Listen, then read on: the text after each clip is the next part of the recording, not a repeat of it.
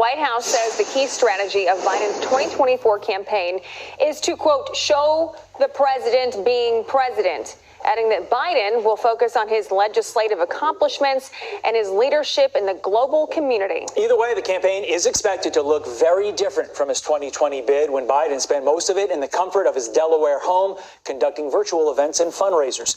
President of District Media Group and fellow at the Independent Women's Forum, Beverly Hallberg, joins us now. Beverly, they say they are going to show the president being president. Did yesterday's campaign kickoff do that?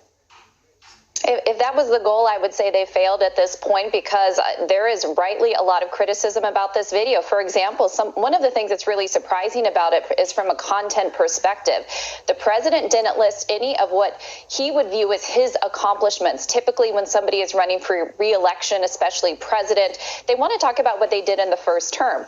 That was absent. That was void in this video, even though the theme was, let's finish this. It left the audience wondering, what is he finishing?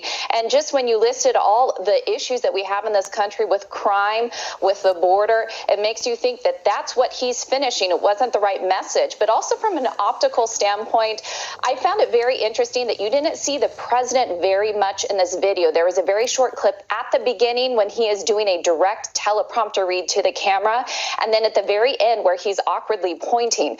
But the rest is just narration with lots of imagery over it. It makes the audience wonder if he really struggled to get through this teleprompter script, and also just very awkward that it was a video not in front of a crowd and released early morning yesterday, when we know the president doesn't really do anything before 9 a.m. His former White House press secretary, Jen Psaki, said the president really doesn't do much before 9 a.m., yet this video was released before then. Just kind of awkward all the way around. Now, I'll believe it when I see it. I think he's headed back to the basement the moment those poll numbers collapse, Ash. Yeah, it didn't look too much different to me because it was still on video. And PBS NewsHour says Biden has had no gaffes or scandals during his presidency. Listen to this. He's been looking strong. We give a strong State of the Union. There hasn't been any obvious gaffes, big scandals, or anything like that. And so there's nothing, or even ideologically, I'd say over the 2 years so far, 2 and a bit, that he's pretty well massaged the center-left fights that happen in the Democratic Party by doing things that some people in the centrist like and some things that people on the left like. And so there's no natural home for an opposition candidate. And I do just want to clarify, that was David Brooks. He's a New York Times columnist making these comments. But Beverly, I want your response to this.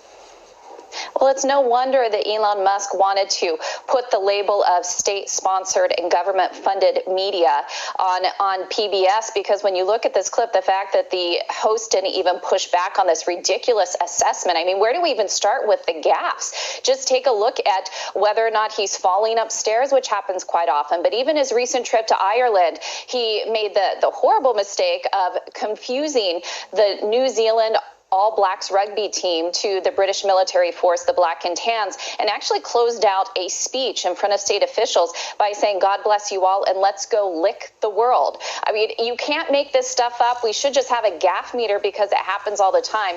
And that's why I think these types of assessments that aren't challenged, it's just ridiculous to the average person, because even an honest liberal who likes the president would say he's not on top of his game. And you didn't even have time to mention the scandals, the Hunter scandal, the Blinken scandal, the document scandal, all coming back to the Biden scandal.